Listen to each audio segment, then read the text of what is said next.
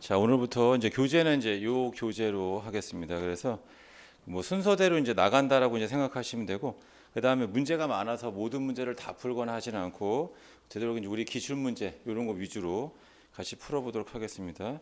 그래서 이제 공부하는 요령을 조금 말씀드리면, 우리 시험 문제가 이제 40문제가 나오고 30개가 재무회계, 10개가 이제 원가 관리회계. 그래서 제일 안 좋은 전략은 30개만 하겠다.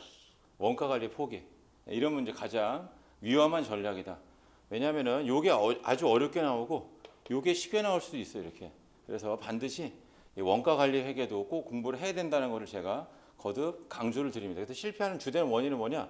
뭔가를 과감하게 너무 제끼는 거는 좀 바람직하지 않다 이런 뜻이. 그래서 개인적인 생각에서 원가에서 한 6개에서 한 7개 정도를 맞춰주면 이 재무회계에 대한 부담감이 한결 이제 수월해집니다. 그래서 나중에 이제 원가까지 할 때, 그러니까 그 얘기 뭐냐면 재무회계 하다 보면 이제 특정 단원에서 어렵다 보면 이제 포기하거나 막 제낀단 말이에요. 그러면 안 되고 마지막에 이 원가 관리, 그러니까 재무회계가 잘 안 되는 듯 하더라도 원가 할 때 다시 또 이제 심기일전해서 원가를 잘 숙지를 해줘야 된다. 그걸 거듭 강조를 드립니다.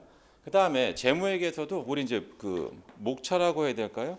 거기 보시면 이제 제일 앞에 이제 뭐가 있냐면 재무회계 앞에 보면은 이제 그 1장서부터 뭐 14장 등이 나와 있습니다. 이렇게. 그래서 거기서 이제 중요한 단원들이 있어요. 오늘 하는 게 이제 재고자산이죠. 당연히 중요하죠. 매우. 왜 시험 문제 무조건 나오니까. 그다음에 3장에 보면 유형자산이 있습니다. 당연히 이제 중요하다. 그래서 어떤 특정 중요한 파트가 있고, 그다음에 예를 들어서 제일 밑에 14장 같은 뭐 고급 회계 있어요. 13장에 뭐 기타 회계 같은 경우도 이연법에서 이런 거예요. 그런 데는 제껴도 된다는 뜻이에요. 근데 제낀다고 해서 아예 제끼는 게 아니고 문제 풀이하는 요령을 좀 알려드린다는 뜻이에요. 이 말씀을 드리는 이유가 뭐냐면 회계학이 1차 시험에만 있는 시험이 있고 2차 시험은 주관식이에요. 그러니까 주관식은 공부를 좀 약간 제대로 좀 해야만 된다. 만약에 3차에 뭐 면접이 있다고 생각해 보세요. 면접까지 있으면, 면접 없어 우리는. 면접까지 있다고 하면 공부를 제대로 안 하면 답을 할 수가 없다 이런 뜻입니다.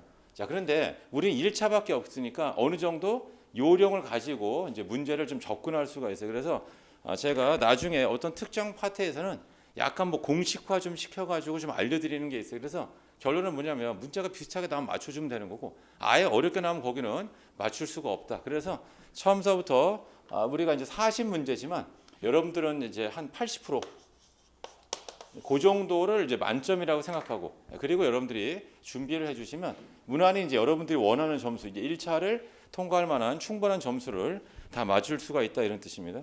자, 그다음에 이제 공부하는 방법인데 이런 분들이 있어요. 이제 뭐 샤프 같은 걸 가지고 이제 공부를 합니다.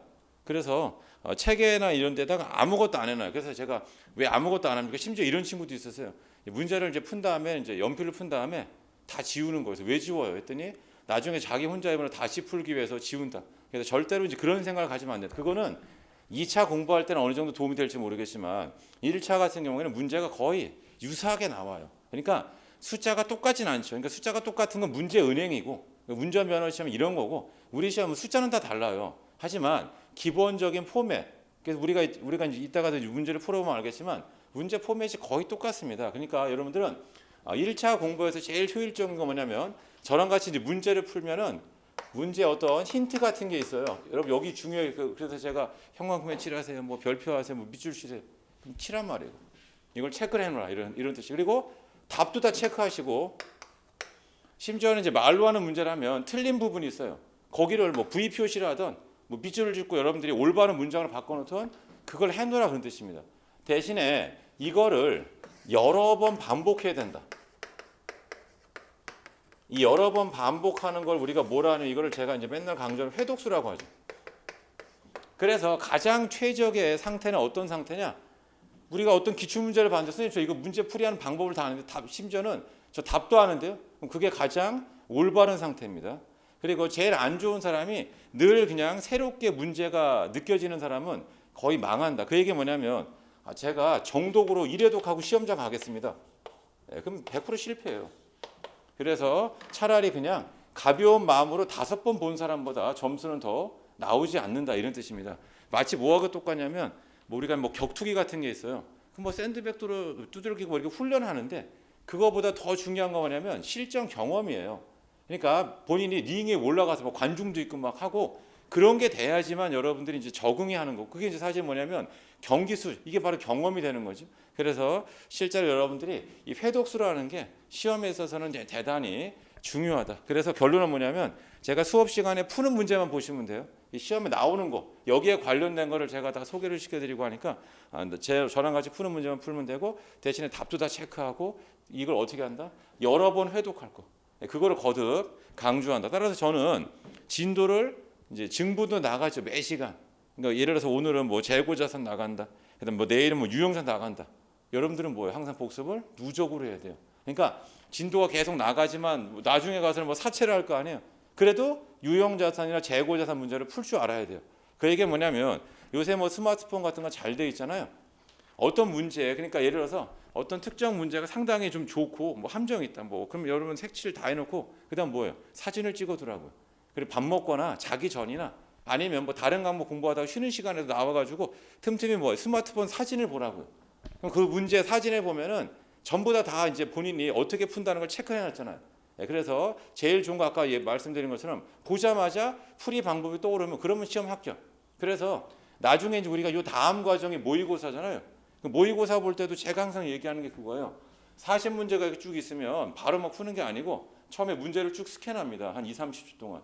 그리고 점수를 쓰세요. 그러니까 예를 들어서 내가 40개 중에서 나 24개를 맞출 것 같다. 왜냐하면 문제를 쭉 보다 보면 이제 느낌이 와요. 이건 봤던 문제다. 이건 생전 처음 보는 문제다. 생전 처음 보는 문제를 왜 풀어요? 그래서 실제 시험장 가서는 무조건 본인 사인펜 가지고 10개를 지우면 돼요. 처음부터. 그러니까 스캔하면서 이건 아니고 이건 아니고 지우라고요. 그리고 이제 그 문제에 있어서는 뭐 읽어볼 필요가 없습니다. 그리고 본인의 이제 그날 운명이죠. 뭐 예를 들어서 나는 모르는 거 4번 찍는다. 뭐 그 중에 한 2개는 맞겠지 이렇게 해가지고 나머지 이제 본인이 푼 문제를 가지고 이제 여러분들이 승부를 내면 돼요. 근데 아무튼 뭐냐면 10개를 지우는 게 대단히 중요해요. 처음서부터. 그러면 실제로는 말로 하는 문제가 한 2, 30초 만에 답이 나오기 때문에 계산 문제 같은 경우 우리가 원래는 1분에 풀어야 되지만 나중에 실전에 가서 한 2분. 그러니까 어떤 문제에 있어도 2분이 걸리더라도 확실하게 풀 수 있어요. 그럼 걔는 편안한 마음으로 풀면 됩니다. 그 작전을 여러분들이 써줄 수 있으면 좋겠다. 그래서 우리 모의고사 같은 거 나중에 할 때도 제가 어떻게 하냐면 문제를 풀기 전에 스캔을 하세요. 이렇게. 우리 그 시험장에서도 시험지가 맞나 틀리나 한 번씩 확인하잖아요. 이렇게 쭉. 그럼 자기 이제 예상 점수가 나와요. 그리고 시간 제거 문제를 푸세요. 그다음에 채점하지 말고 자기 느낌. 거기에는 찍은 것도 맞출 거라고 생각하는 거를 표기하라. 그랬더니 한 25개 된다. 그리고 나중에 채점해 보세요. 그게 여기에 근접하면 근접할수록 실력이 좋은 거고 이렇게 했더니만 막 한 14개 맞춘다. 그러면 실력이 없는 거예요. 그 얘기는 뭐냐? 경험 부족일 가능성이 매우 높아요. 그러니까 우리 실제로 우리 문제를 출제하는 교수님들은 그러니까 여러분들처럼 뭐 수험생이었던 시절도 있었을 거고 여러분들 같은 그런 사람들 문제를 여러 번 냈기 때문에 어떤 식으로 하면 여러분들이 함정에 빠진다는 걸 누구보다도 잘 알고 있다. 이런 뜻이에요. 그래서 실력 이제 예를 들어서 여기 있는 것처럼 반복, 회독수가 부족했을 때 나오는 그 증상이 뭐냐? 함정이라는 함정에 많이 빠진다 이런 뜻입니다. 자, 아무튼 제가 이제 이 드리는 말씀 이거 엄청 중요해요. 그래서 저는 개인적으로 뭐 색깔 펜 있잖아요. 그걸로 답을 다 체크하라고요. 그러니까 제일 안 좋은 게 저는 선생님 샤프만 하겠습니다. 그리고 나중에 제 혼자 힘으로 다시 풀어보겠습니다. 근데 그 작전보다 그건 나중에 모의고사 볼 때 하시고 그 작전보다는 뭐가 좋다? 지금 저랑 같이 푸는 문제 할 때 힌트가 되는 부분을 형광펜을 꼭 챙겨 이렇게 밑줄을 쳐놓고 나중에 그걸 여러 번 들여다보는 게 훨씬 더 효과적입니다. 우리 모의고사도 있어요. 이제 요 다음 과정에 모의고사도 이런 분들이 있어요. 선생님 제가 모의고사 문제를 풀어보고 틀린 것만 해설 듣겠습니다. 그게 최악이에요. 만약에 시간이 그러니까 제일 좋은 건 원래는 본인이 풀고 해설 강의를 다 듣는 게 제일 좋은 거고 그 다음에 만약에 시간이 없으면 제가 뭐라고 하냐면 그냥 모의고사 해설 강의를 들으라고 해요. 그게 실전에 가서 훨씬 더 도움이 된다. 그러니까 실전에 가서는 뭐예요? 문제를 푼다. 근데 문제를 풀지 않는다. 이거 판단력이 대단히 중요하다. 판단력이 대단히 중요하다. 이런 거 있습니다.